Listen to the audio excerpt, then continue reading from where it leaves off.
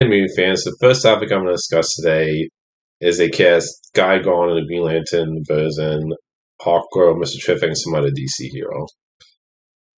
Let me say this: I think all these casting choices are great. I think the guy who's playing Mr. Terrific, I think he's a great choice. He was in X-Men First Class as Darwin, the mutant that could adapt to survive. He was one that killed off by Kevin Bacon's character in the first half of the movie. I think he was great in that. The girl who plays Hawkgirl is the girl who played Dora in the Dora Explorer movie. The movie wasn't for me, but she's great in that movie.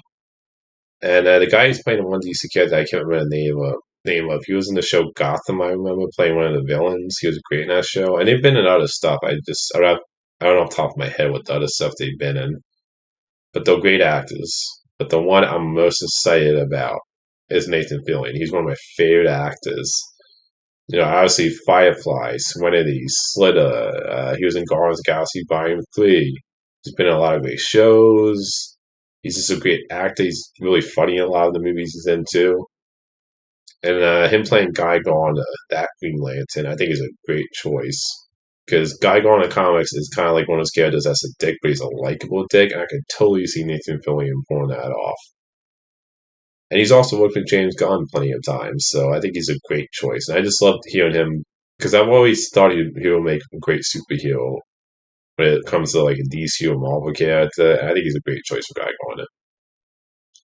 Next thing I want to discuss, and this is tied to the first thing, is that I think this tells you that this DC universe, after kicking off its Superman Legacy, definitely tells you that there's going to be other heroes in the world. Like James Gunn's always said, this is going to be a world where Superman's not going to be the only hero around. So it won't be like the old DCU where when they kicked off with Man of Steel, Superman in that DCU was the first metahuman, the first superhero. So I like the idea of them establishing this is a world of other heroes when Superman comes in, so it makes it feel different from how the DCU kicked off.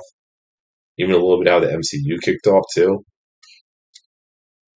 So I think this is a great idea.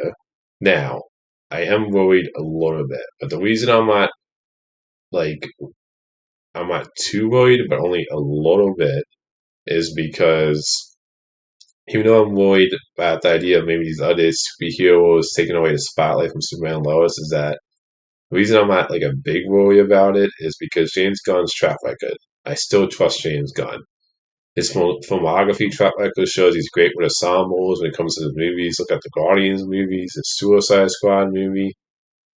And he's made great movies that I love. I mean, I think that's why I'm not too worried about this. Like I said, I'm a little worried at the idea because I hope this doesn't take away the spotlight from Superman. But another reason why I'm not worried is also because James Gunn came out with two tweets, I believe, saying, we want to explore all of Superman's world. This means part of his world is the Superman world where he knows other superheroes, where there's other heroes besides him.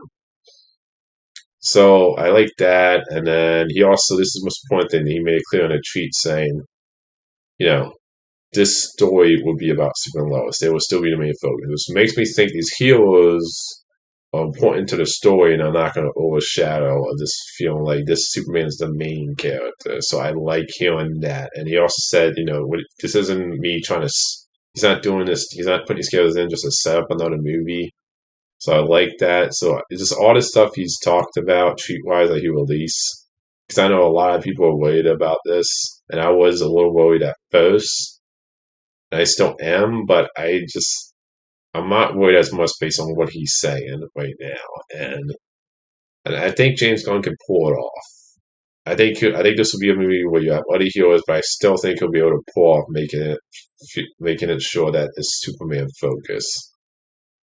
But yeah, those are my thoughts on that. Like I said, a little worried, but I trust James Gunn. The next thing I want to discuss is the actors going on strike. Now, this sucks because this is probably going to affect productions for movies, and at the end of the day, you need actors to promote your movies, so that's definitely going to hurt movies.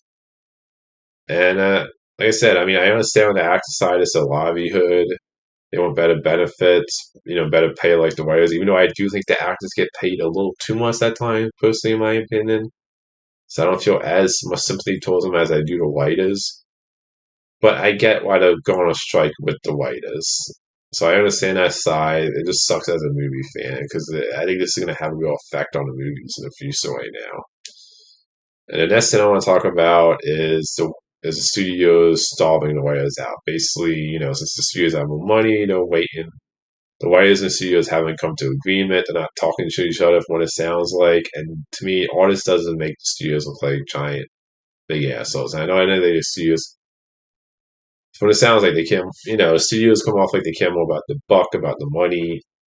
And I do feel bad for the writers because, you heard about the Spider-Verse situation where you had VSX people the people who does animation were overworked and worked like 80 hours in a week and stuff like that, where I think these writers should be paid better. They should get better benefits. And this is obviously going to affect movies. I mean, Deadpool 3 is an example where they can't improv on set right now because I believe Ryan Reynolds helped out with the script in Deadpool 2 when they do a lot of improvising. So I think he's part of the guild of the writers' strike. So obviously this is going to affect movies a lot because they can't improvise on movies right now. And if you didn't finish a script, your movie ain't going to start production. And if you're only halfway through a script, you're probably, you're going to be delaying production.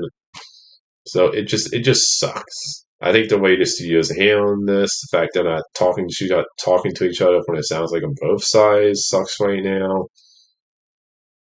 And this leads into my last thing about, connected to these specific topics, which is the fact that Deadpool 3 holds in production, which sucks because now you have Ryan Reynolds and Hugh Jackman, which are actors.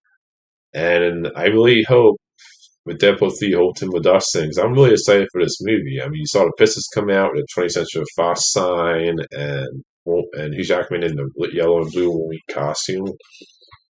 And I think the movie's coming out next year, Deadpool 3. And with the movie halted production right now, I really hope that a bunch of movies that was supposed to come out next year don't get delayed into the year after that. Because the writer's strike is still going on. The actors like I said, just went on strike.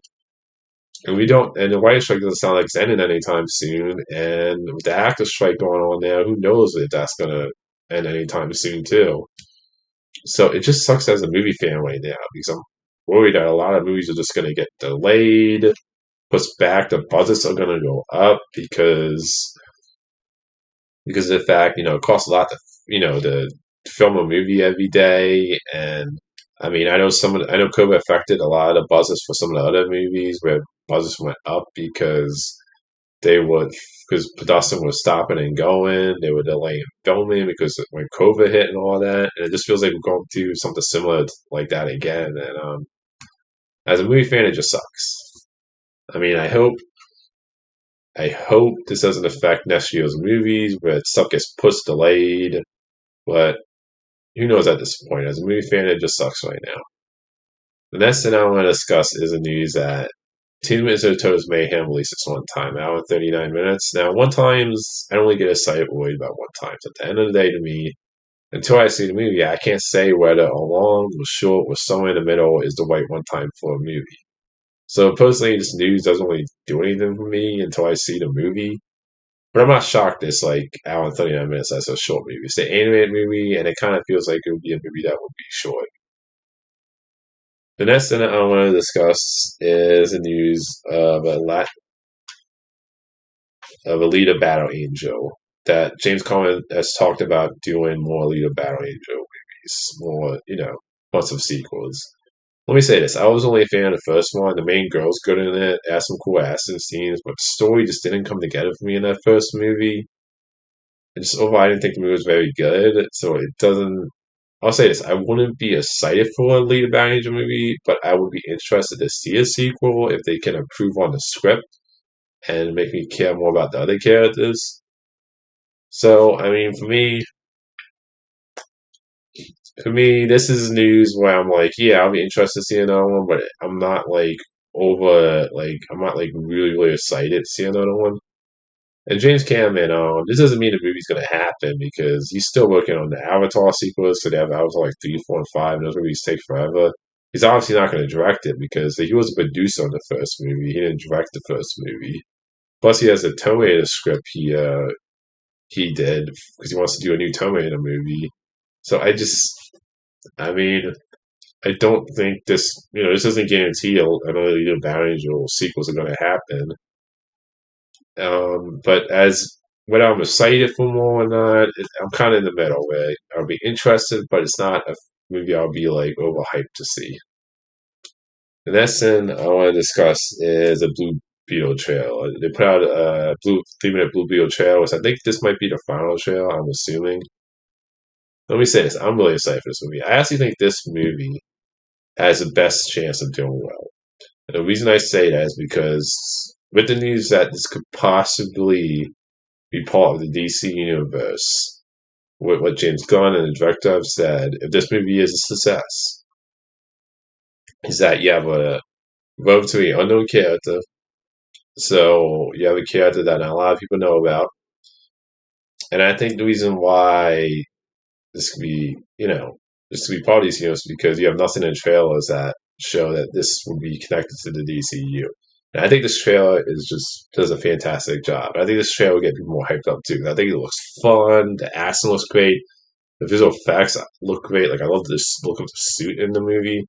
The comedy looks funny. I love that ending with the grandmother when Anna like with the gun at the end shooting it off. I thought that was really funny. I love the family dynamic in the trailer. It really shows that the family is important in this movie, which I love. And I think this was a great trailer. Like I can't wait for this movie.